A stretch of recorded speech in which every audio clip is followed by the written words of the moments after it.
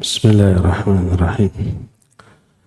Assalamualaikum warahmatullahi wabarakatuh. Alhamdulillah. Wassalatu wassalamu ala rasulillah wa ala alihi wa ashabihi wa mawalah wa man tabi'ahum bi ihsanin ila yaumil qiyamah. Wa ba'd. Hadirin jamaah Masjid Agung Subang, Masjid Al-Musabaqah yang Allah muliakan, para pendengar Radio Tarbiyah Sunnah Bandung dan radio-radio lain yang ikut gabung, juga para pemirsa beberapa TV dan para netizen di mana saja Anda berada. Kita kembali berjumpa melanjutkan kajian tentang kematian. Pertemuan yang lalu kita sudah membahas tentang apa yang teralami di alam kubur, di antaranya fitnah kubur berupa pertanyaan di alam kubur. Pertanyaannya tentang 3.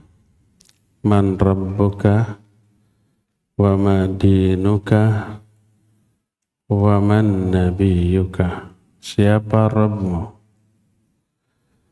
Jawaban yang benar, Rabbi Allah, Rabbku Allah. Ada yang mengajari, jawab aja, Mama Anu musyrik. Siapa Rabbmu? Mama Anu, ya musyrik, ya enggak?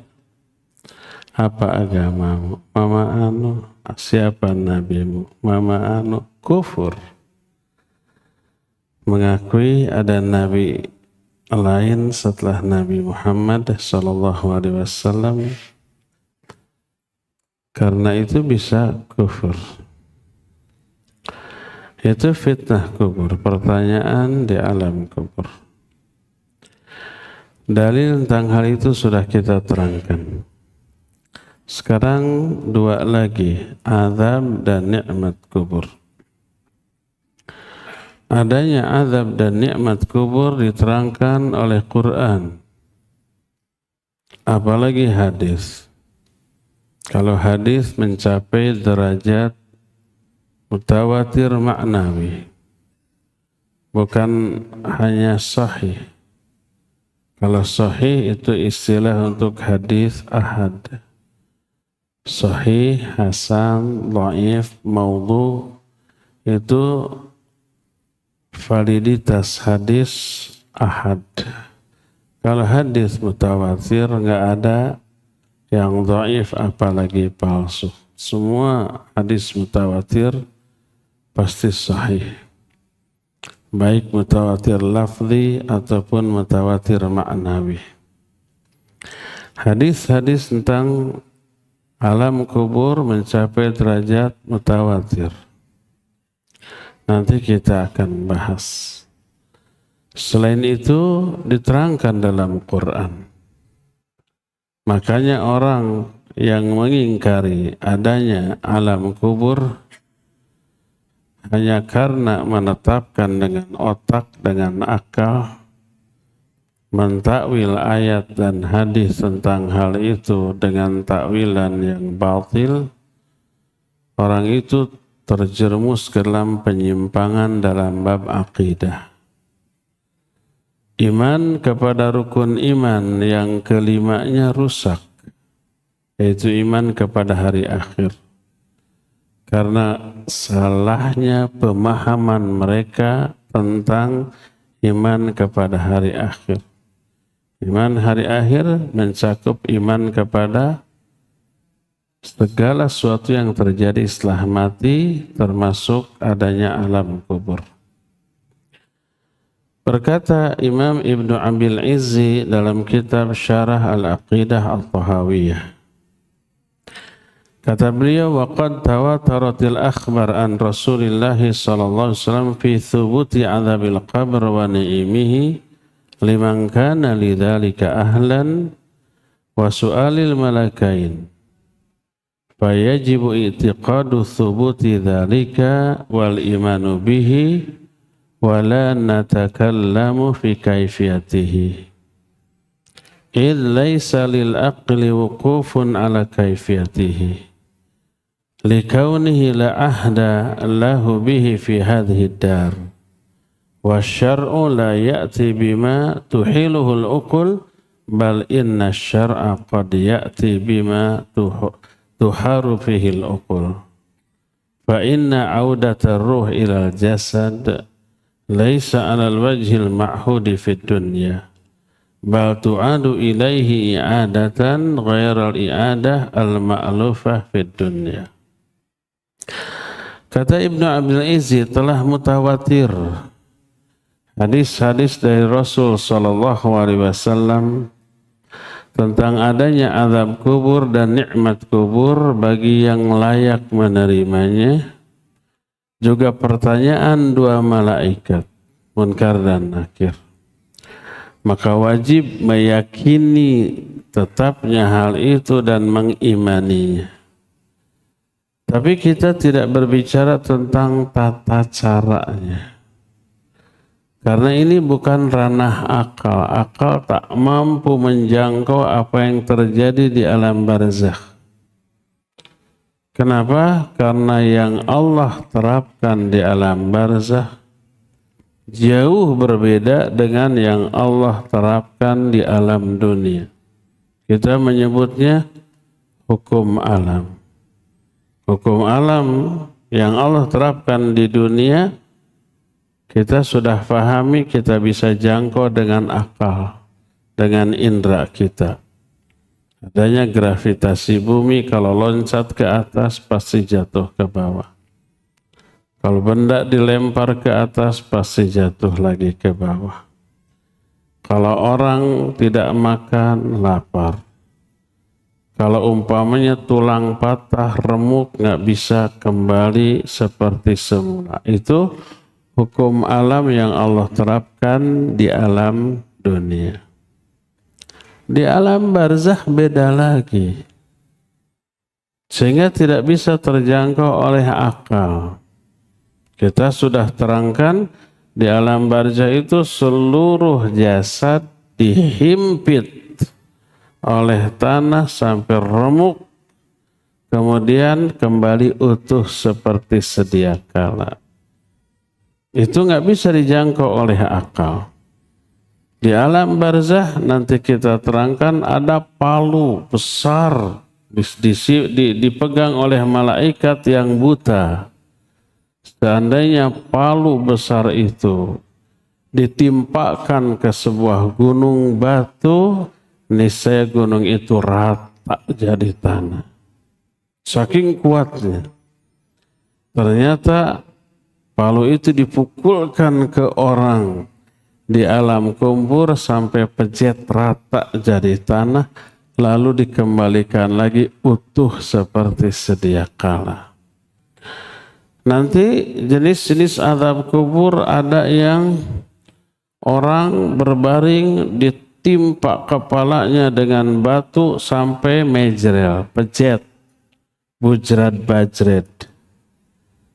Kalau di dunia ya mati. Kalau di dunia dokter sehebat apapun tidak bisa mengembalikan kondisi kepala yang sudah pejet.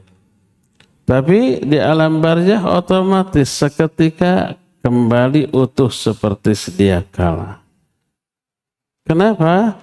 Karena hukum alam yang Allah terapkan di alam barzakh jauh berbeda dengan apa yang Allah terapkan dengan yang terjadi di alam dunia. Begitulah, makanya nggak bisa dijangkau dengan akal, pikiran manusia.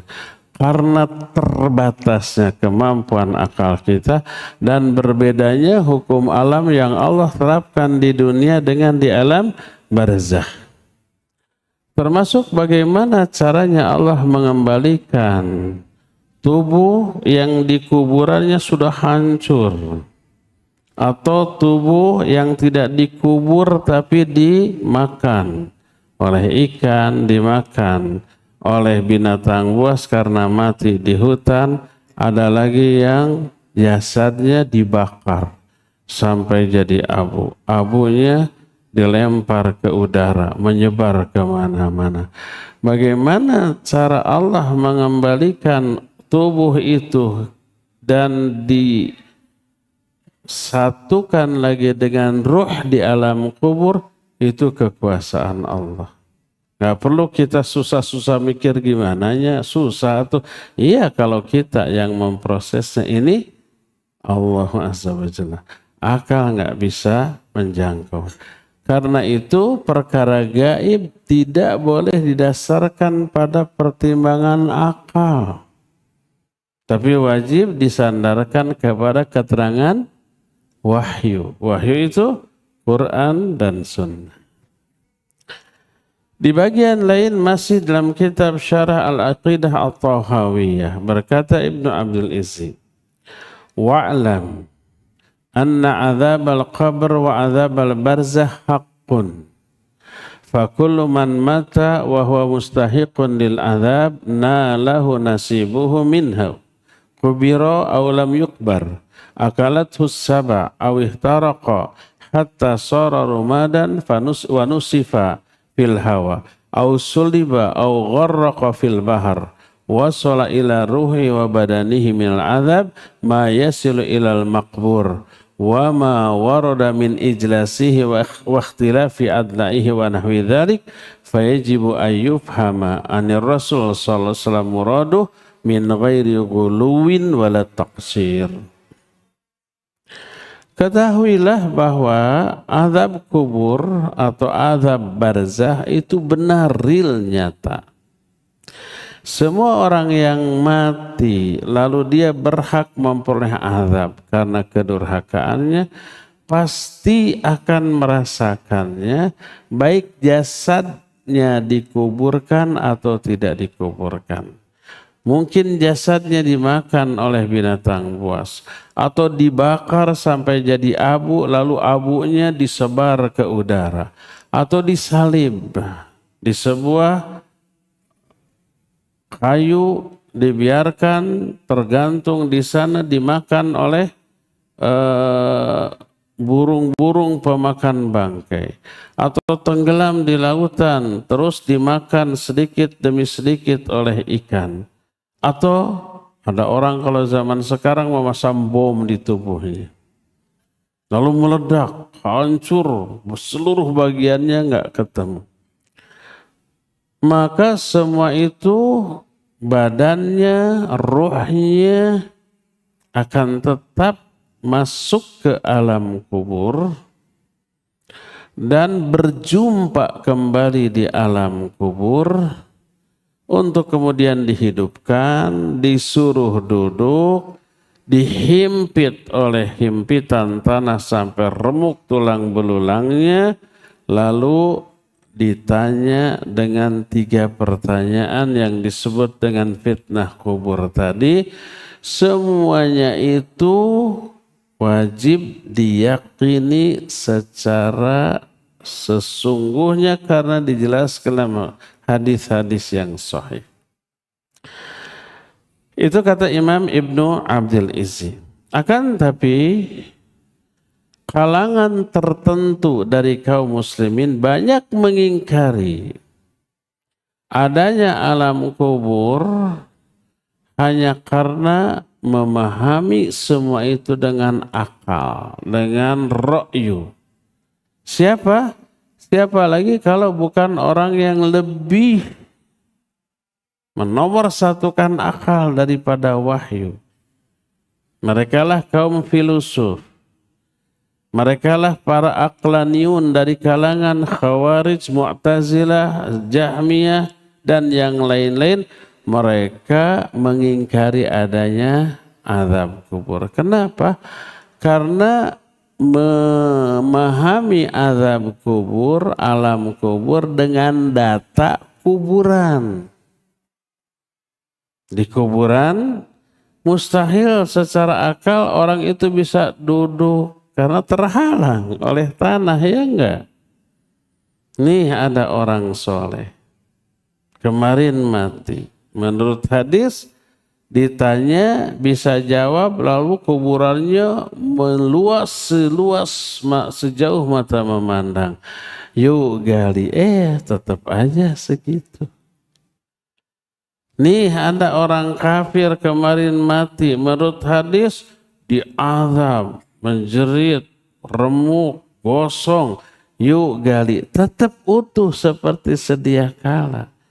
Diingkarilah hadis-hadis yang sahih tentang azab kubur dan nikmat kubur dengan data kuburan. Salah atau enggak nyambung.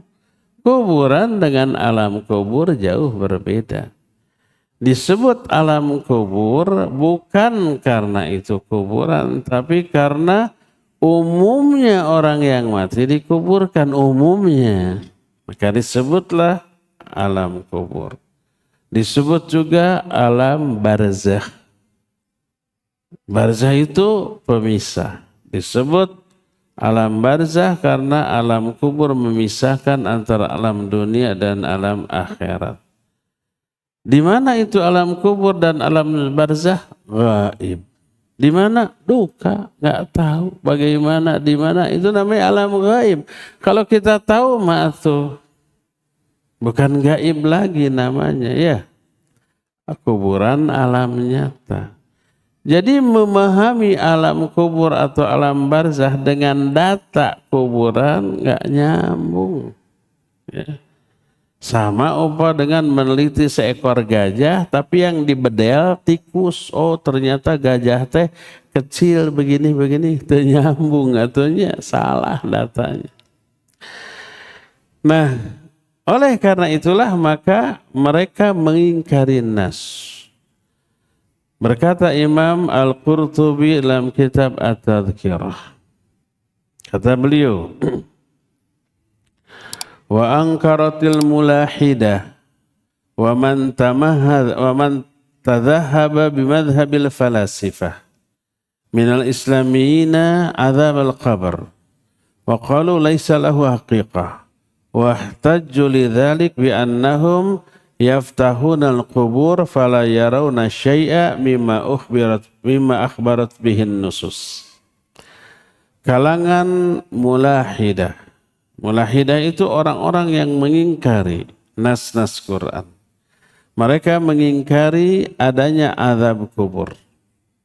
Kata mereka azab kubur tidak ada sama sekali. Lalu mereka beralasan ketika mereka membongkar kuburan, apa yang diterangkan oleh nas hadis tidak terbukti. Itu kata Imam Al-Qurtubi. Alasannya tadi. Lalu disebut nama tokoh-tokoh kalangan Mu'tazilah yang mengingkari adanya azab kubur. Juga disebut oleh Imam Ibnu Hajar Al-Asqalani dalam kitab Fathul Bari Syarah Sahih Bukhari, kata beliau wa ankarahu aidan al-khawarij wa ba'dul mu'tazilah Ad-Dharar bin Amr wa Bishr al-Murisi wa khalafahum jami'u ahli sunnah wa aktsarul mu'tazilah. Adanya alam kubur juga diingkari oleh kalangan khawarij dan sebagian mu'tazilah seperti Dharar bin Amr, seperti Bishr al-Murisi, dan mereka menyalahi ahlus sunnah. Adapun adanya azab kubur dan nikmat kubur diisyaratkan oleh Al-Quranul Karim. Makanya orang yang mengingkari adanya alam kubur, dia tidak mengimani ayat tentang hal itu. Di antara ayat yang menjadi dalil tentang adanya azab kubur adalah pertama, At-Taubah ayat 101.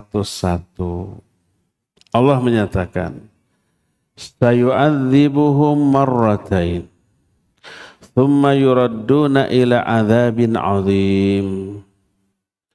Kami akan azab orang kafir itu 2 kali.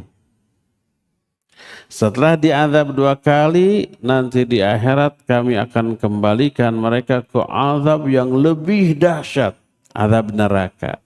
Berarti 3 kali diazabnya. Kapan azab yang pertama ini? Berkata Imam Bukhari dalam kitab Sahih Bukhari bahwa yang dimaksud dengan sayu'adzibuhum marratain.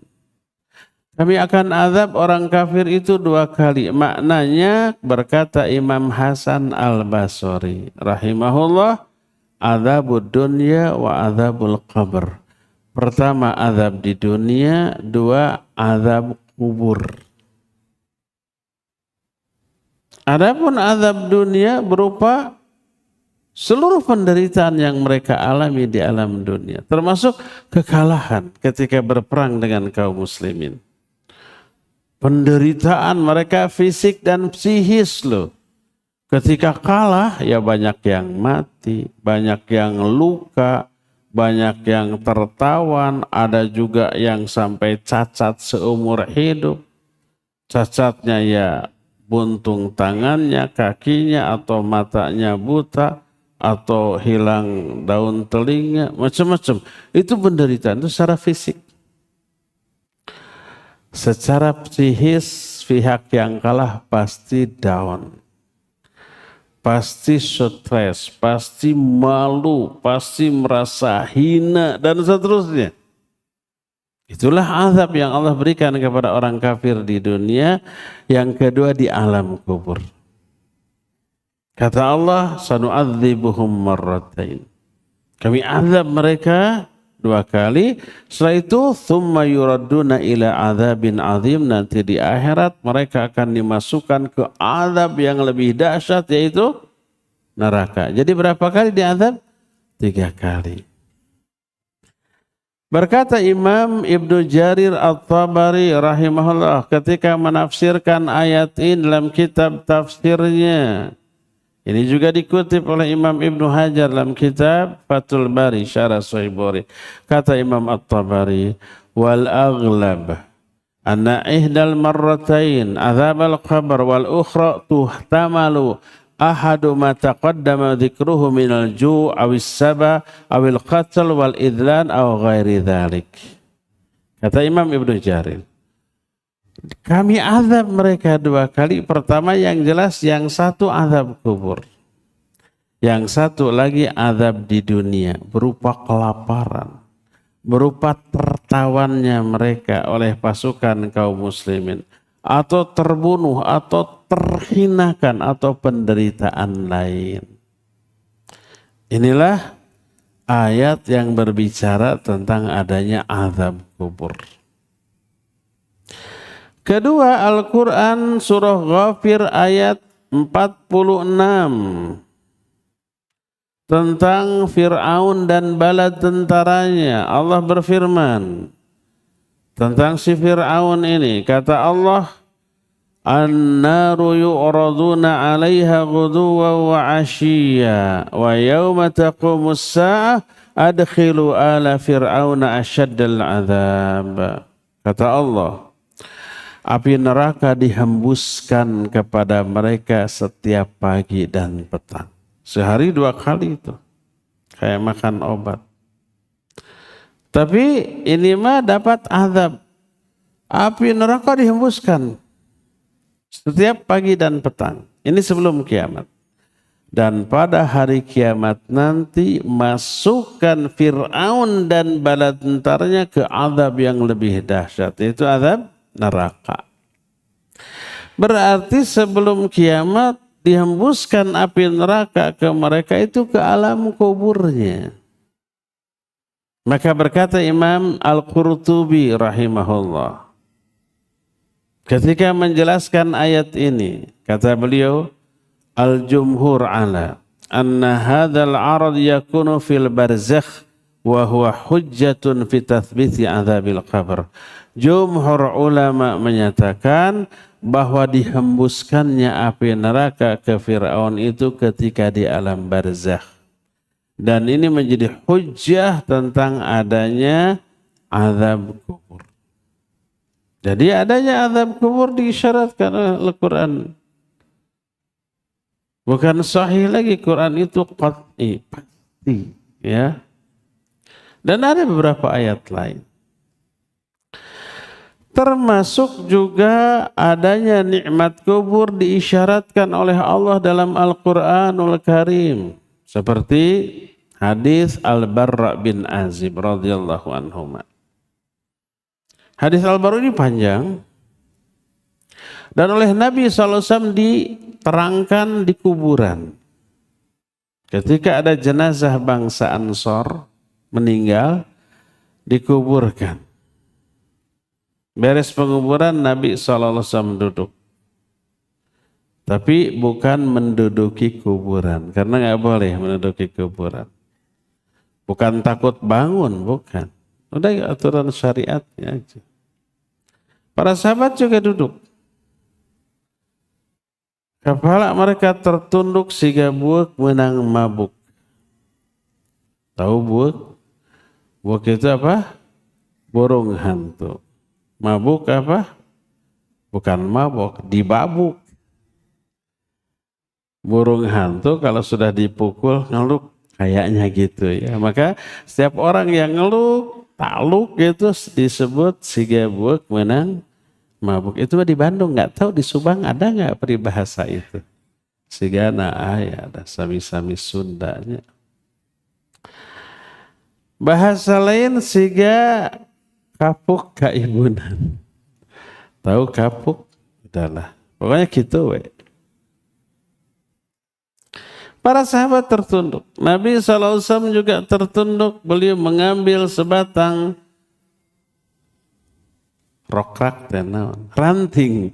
Ditancap-tancapkan ke tanah lalu berkata, Ista'idhu billahi min azabil qabr. 3 kali. Berlindunglah kalian kepada Allah dari azab kubur.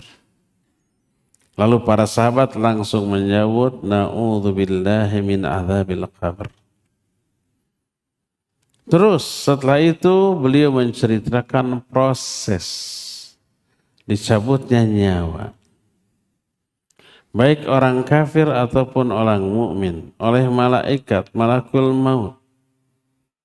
Nah, ketika menjelaskan proses kematian orang mukmin dicabut, dibawa naik ke atas langit, menembus langit pertama, kedua sampai ke-7, lalu Allah menyatakan a'iduha ilal ardh. Fa inni wa'antuhum minha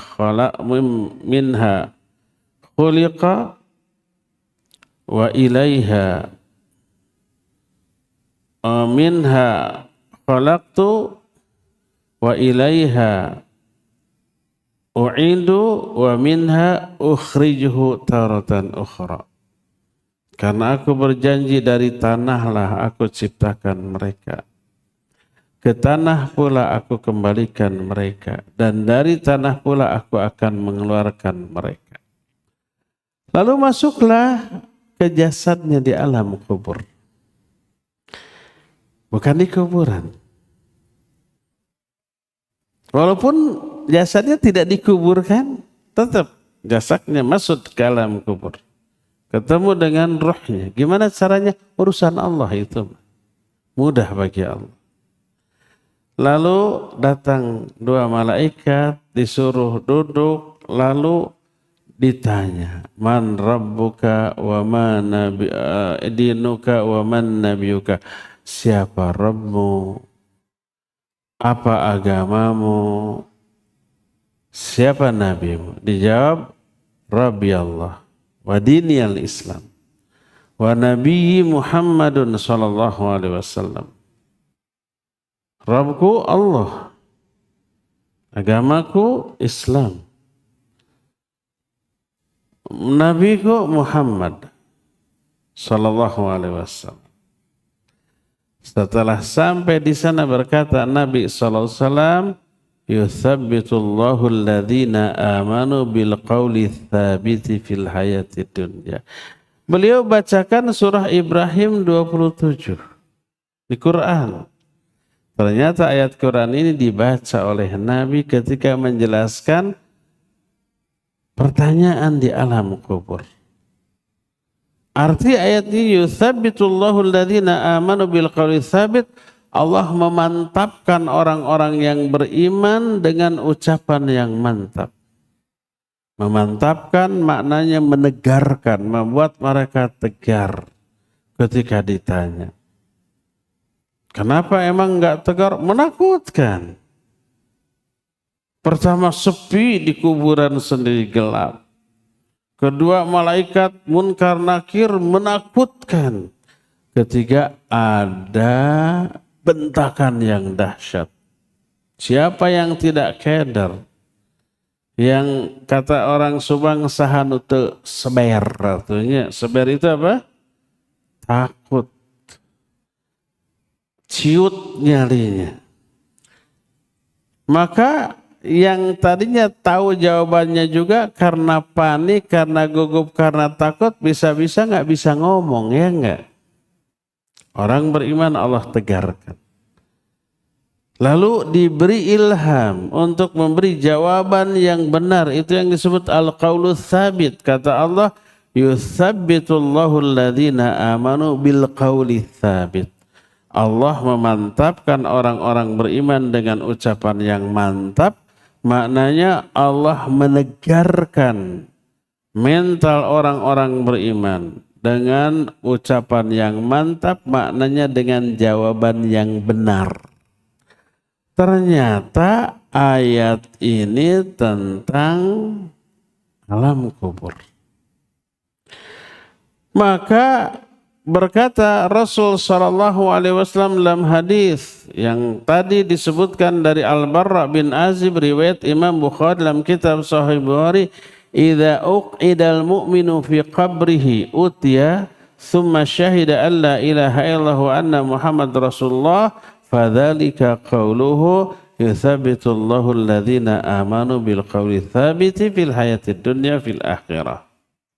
Bila seorang mukmin sudah didudukan di alam kuburnya, sudah tadi setelah mati disuruh duduk, lalu dia bersyahadat la ilaha illallah, lalu menjawab pertanyaan dengan benar, itulah yang dimaksud dengan firman Allah, yutsabitul ladzina amanu bil qauli tsabit.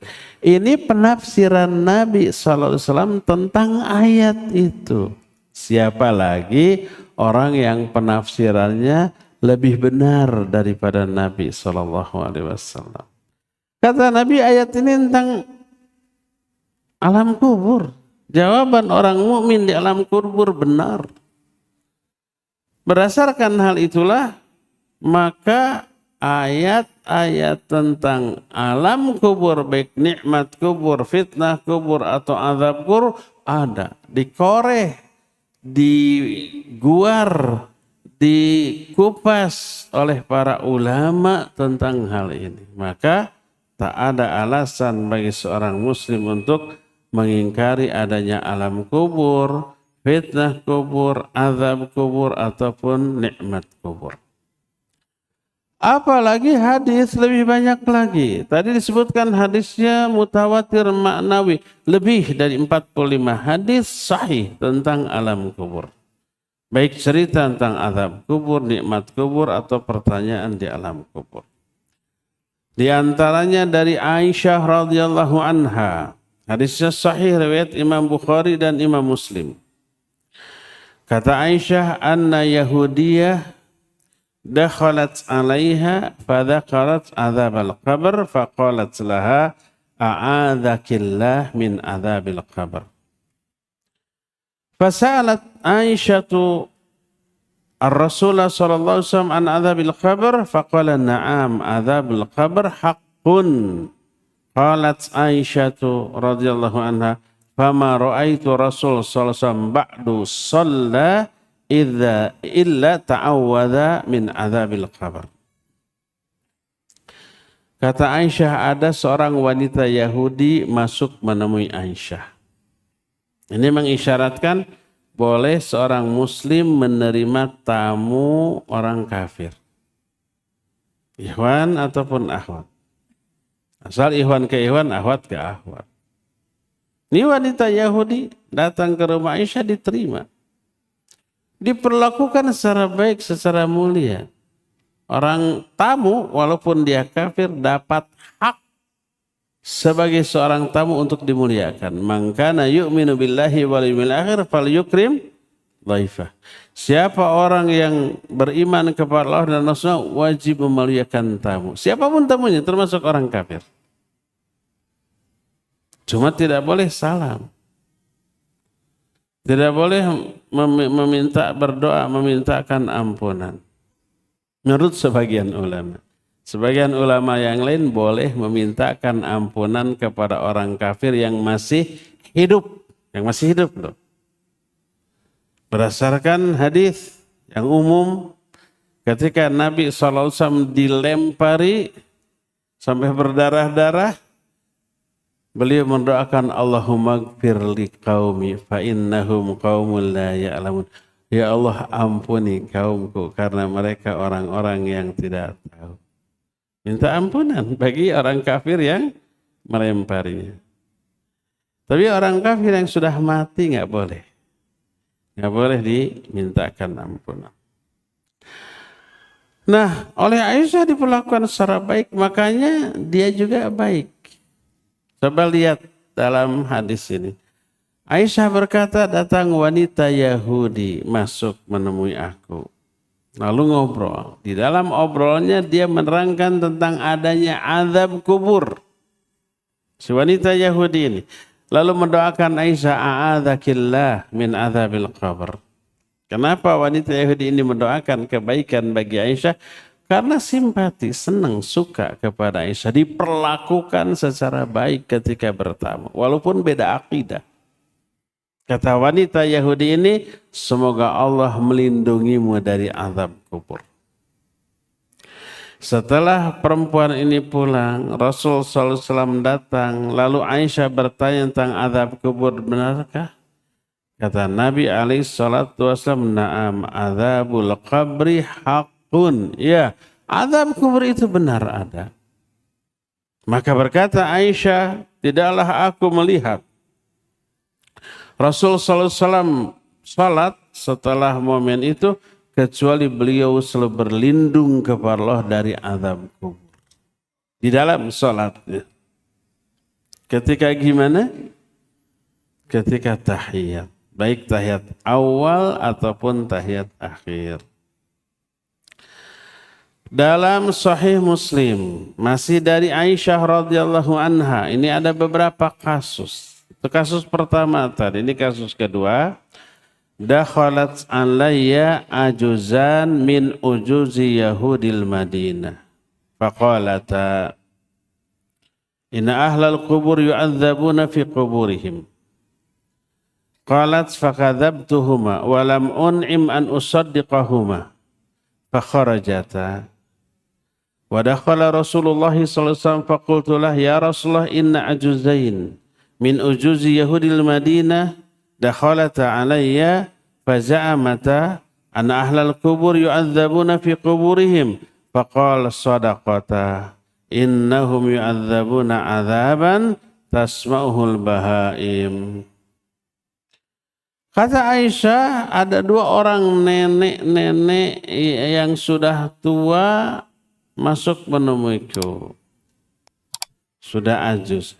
Kalau nenek-nenek ya pasti tua. Enggak ada nenek-nenek sebelum 40 tahun masih agak muda sudah punya incu dipanggil nini. Ada? Ada banyak. Belum 40 tahun. Mungkin dia nikahnya muda. 16-17 tahun sudah nikah. Gitu ya. 18 tahun sudah punya anak. Berarti anaknya lahir ketika dia 18 tahun. Ketika usia 36 tahun anaknya sudah 17 atau 18 tahun bernikah.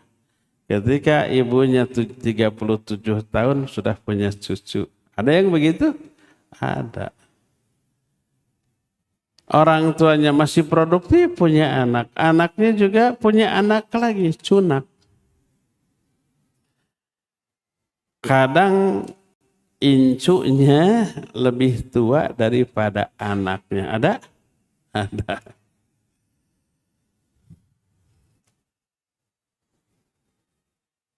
Jadi begitu. Mana tadi? Sampai di mana? Dua nenek-nenek Yahudi menemui Aisyah.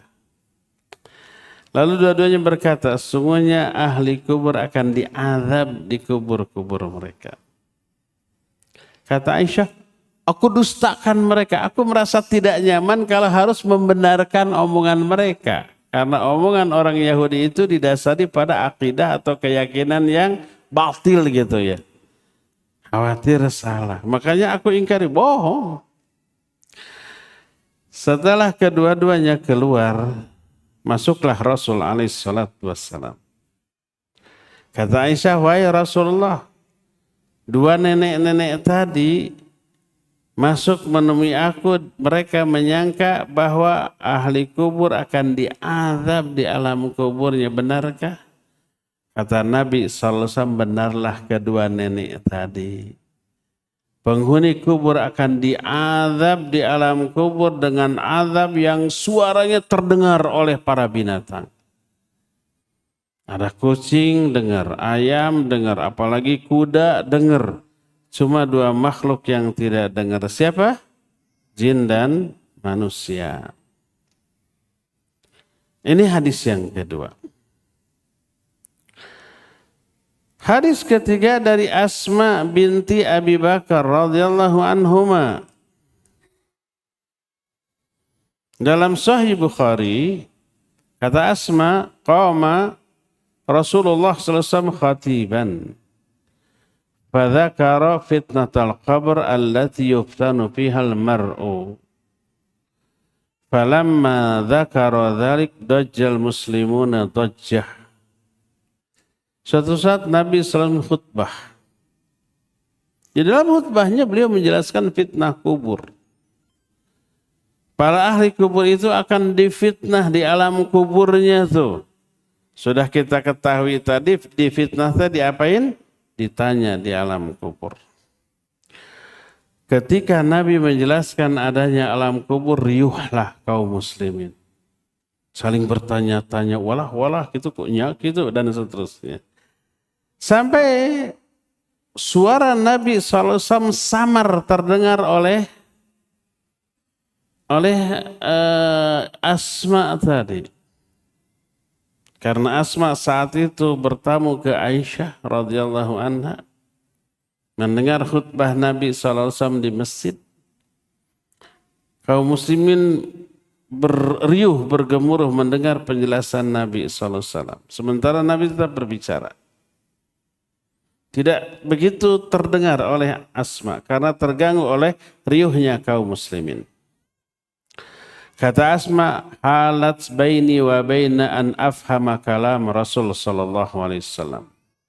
Falamma sakata dhajjatuhum qultu li rajulin qarib minni ay barakallahu lak.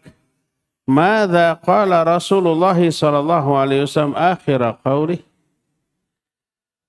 Jadi riuhnya sikap kaum muslimin menghalangi aku dan ucapan Rasul SAW. Jadi tidak terdengar jelas karena terganggu oleh suara riuhnya kaum muslimin. Setelah keriuhan itu reda, aku bertanya kepada laki-laki yang dekat denganku. Wahai saudaraku yang semoga Allah memberkahimu, apa yang diucapkan oleh Nabi SAW di akhir khutbahnya? Orang itu menjawab, qad uhiya ilayya annakum tuftanuna fil qubur qariban min fitnatid dajjal. Kata orang itu, Nabi SAW bersabda, telah diwahyukan kepadaku bahwa kalian itu akan difitnah di alam kubur kalian menjelang dekatnya fitnah dajjal. Ini menunjukkan fitnah kubur ada, alam kubur ada. Hadis-hadis sebelum menyatakan azab kubur ada. Bahkan Nabi SAW pernah dijelaskan dalam hadis mendengar jeritan alam kubur. Sebagaimana Dalam hadis yang diriwayatkan oleh Imam Muslim dalam kitab sahihnya dari Zaid bin Thabit radhiyallahu anhu. Kata Zaid, "Bainama an-nabiyyu alaihi salatu wasallam fi ha'itin li Bani Najjar ala baghlatin lahu wa nahnu ma'ah idh hadat bihi fakadat tulqihi. Fa idza aqburu sittah aw khamsah aw arba'ah." Ketika kami sedang bersama-sama Nabi SAW di sebuah perkebunan milik Bani Najjar, beliau saat itu berada di atas kudanya. Kami bersama-sama beliau. Tiba-tiba kudanya itu merontak, loncat-loncat sambil meringkik. Hampir-hampir kuda itu melontarkan Nabi SAW dari atas punggungnya. Hampir jatuh beliau. Tiba-tiba ditemukan ada 6, 5 atau 4 kuburan di sana. Horeng si mana horeng? Apa bahasa Indonesia? Ternyata kuda itu nalurinya kuat terhadap bahaya dan dia bisa mendengar ada suara aneh di sana, di kuburan itu. Berkata Rasul sallallahu alaihi wasallam, "Ya'rifu ashaba hadhil aqbur?" Siapa yang tahu ini penghuni kubur ini siapa? Ada seorang anak, ya Rasulullah. Saya kenal siapa yang dikuburkan. Kapan mereka dikuburkan? Ketika mereka masih musyrik. Mati dalam keadaan musyrik. Lalu berkata Nabi SAW, "Inna hadhil ummah tubtala fi quburiha. Falaula an la tudafinu la da'autullaha ayusmi'akum min adzabil qabr alladhi asma' minhu." Sesungguhnya umatku ini akan ditanya, difitnah di alam kubur mereka. Seandainya aku tidak khawatir kalian tidak mau menguburkan jenazah-jenazah kalian, pasti aku akan berdoa kepada Allah agar Allah membuat kalian bisa mendengar jeritan alam kubur seperti yang aku dengar. Alhamdulillah Nabi tidak berdoa. Kalau Nabi berdoa, "Ya Allah, jadikan umatku bisa mendengar jeritan alam kubur." Stres kita. Nggak akan bisa tidur kita ya. Kita nggak mau ke kuburan untuk menguburkan jenazah yang sudah mati. Sieun ting jarerit. Malam-malam kita nggak bisa tidur. Jangankan jeritan alam kubur, ketika malam tetangga ada yang punya anak bayi lalu nangis, kita terganggu. Apalagi orang yang disiksa di alam kubur. Nggak akan bisa tidur kita. Alhamdulillah Nabi SAW tidak berdoa sehingga kita tibra. Kita lewat kuburan anteng wenya. Tidak mendengar ada jeritan AIU dan seterusnya, enggak. Hadis itu diriwayatkan oleh Imam Muslim dalam kitab sahihnya dengan sanad yang sahih, dan dalam hadis Sahih Bukhari dan Muslim dari Abu Ayyub Al-Ansari radhiyallahu an, kata Abu Ayyub, kharaja Rasulullah sallallahu alaihi wasallam ba'da ma gharabatis syams fasami'a sautan faqala yahudun tu'adzabu fi quburiha. Nabi sallallahu alaihi wasallam keluar setelah matahari terbenam, keluar ke masjid untuk menunaikan salat maghrib. Tiba-tiba beliau seperti mendengar suara. Kata beliau, itu Yahudi sedang diazab di alam kuburnya. Ya. Dan banyak lagi hadis-hadis lain yang menjelaskan bahwa Nabi SAW bisa mendengar suara azab kubur, baik suara azabnya ataupun jeritan orang yang diazabnya. Dan ini menjadi dalil tentang adanya azab kubur.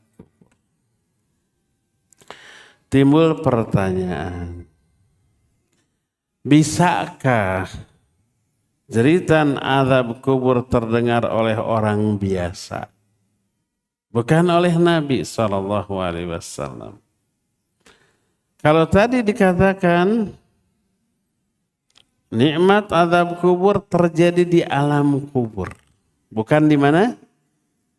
Bukan di kubur. Kenapa Nabi mendengar suara jeritan alam kubur itu di kuburan? Tadi kan lewat ke kuburan kan? Ada lagi hadis lain tuh yang diterima dari Ibnu Abbas radhiyallahu anhu, Sahih Bukhari dan Sahih Muslim. Nabi SAW melewati dua kuburan. Lalu beliau berkata, innahuma la yu'adzaban wa ma yu'adzabani fi kabirin bala innahuma kabir. Nabi SAW melewati dua kuburan lalu berkata, dua penghuni kubur ini sedang diazab. Bukan diazab karena dosa besar menurut anggapan mereka. Dianggap dosa kecil. Bala innahuma kabir. Ya, padahal itu dosa besar. Jadi kenapa azab kubur selalu dalam hadis diterangkan didengarnya di kuburan? Adakah kaitan? Ternyata ada. Salah satu bentuk pengaruh azab kubur ke kuburan dalam realita. Kalau saya di zaman kita sekarang belum pernah mendengar.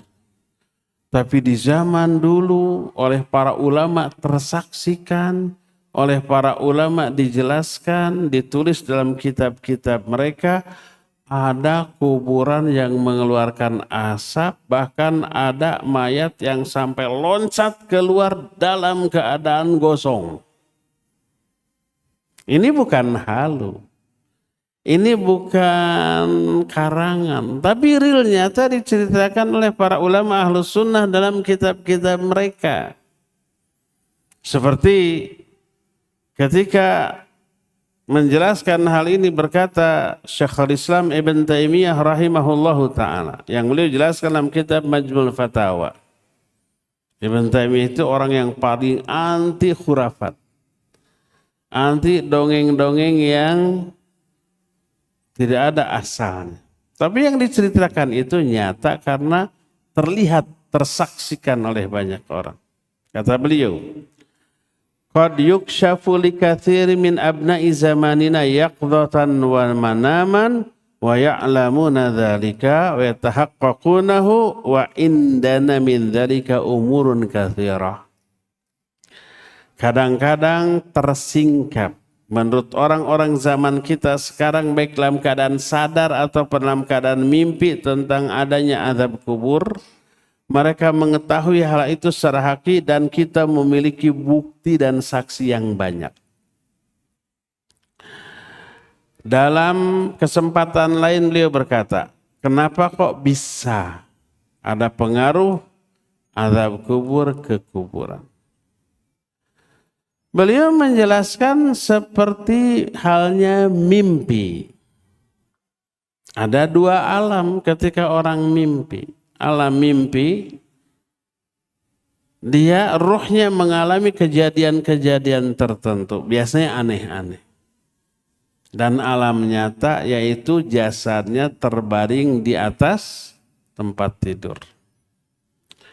Apa yang dialami di alam mimpi ada pengaruhnya nggak kepada jasadnya di tempat tidur? Ada, kadang-kadang tidak selalu. Mimpi teriak, dikejar-kejar orang gila. Mau pelari beratnya. Akhirnya teriak, oh tolong. Apa yang terjadi, yang teralami oleh jasad dia di tempat tidur? Benar-benar teriak ya, tolong. Kalau mimpi nendang, benar-benar nendang. Pada anak kecil mimpi kencing, ngompol, betul ya? Pernah mengalami itu? Pasti semuanya pernah. Tapi kalau sudah dewasa mimpi kencing, tidak keluar ya. Saya sering mimpi, cari-cari WC, pingin nih. Ada WC, tapi cerita nah keluar wae. Si orang betul ingin kencing, kadang-kadang sadar, oh ini dalam mimpi, memang malah keluar dalam mimpi, itu kan gitunya. Terus mau bangun, dalam mimpi itu kita teh bangun mau kencing, cerdik, teh keluar deh. Ada yang pernah mengalami? Ya. Pada orang dewasa mimpi melakukan hubungan suami istri, tapi yang istri batur. Apa yang terjadi? Junub, benar-benar ya enggak? Lalu diistilahkan mimpi basah itu bukan ngompol. Kalau anak-anak mimpi basah teh ngompol, kalau orang dewasa mimpi basah teh junub. Apa yang dialami dalam mimpi ada pengaruh ke jasadnya di atas tempat tidur. Hebatnya pengaruh yang dialami oleh mimpi ke jasadnya tergantung kuat atau lemahnya hubungan antara ruhnya di alam mimpi dengan jasadnya di alam kubur. Dan seringkali orang mimpi tapi nggak ada pengaruh ke jasadnya di alam kubur. Boleh dikatakan setiap malam kita mimpi tapi tubuh kita tetap aja ya, tidak bergerak sedikit pun.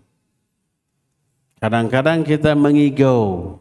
Kenapa mengigau? Jasadnya ngomong sesuatu, kadang jelas, kadang tidak jelas. Karena di alam mimpinya dia ngomong.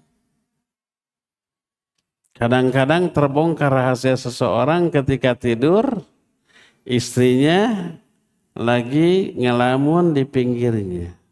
Lalu suami di alam mimpinya ketemu mantan. Halo Neng, umpamanya. Dari mana mau kemana? Istrinya curing hak Allah, nah nyebut nama si Neng, saha si Neng. Ada pengaruh. Tapi tidak semua yang mimpi ada pengaruh. Demikian juga apa yang teralami oleh orang itu di alam kubur berupa azab, kadang ada pengaruh ke jasadnya yang ada di kuburan. Kadang ya kuburannya mengeluarkan asap. Kadang ada ledakan, kadang ada mayat yang keluar. Saking dahsyatnya pengaruh azab kubur yang dia terima di alam barzahnya berpengaruh kepada jasadnya di kuburan. Maka di akhir penjelasan ini berkata Syekhul Islam Ibn Taimiyah, lakin laisa hadza laziman fi haqqi kulli mayyitin kama anna qu'uda badanin naim lima yarah laisa laziman likullin naimin bal huwa bihasbi quwwatil amr. Tapi ini tidak selalu teralami oleh setiap mayit. Tidak setiap mayit yang diazab di alam kubur ada efek ke jasadnya di kuburan. Sebagaimana tidak setiap orang yang mimpi, apa yang dialaminya di alam mimpi berefek kepada jasadnya di tempat tidur.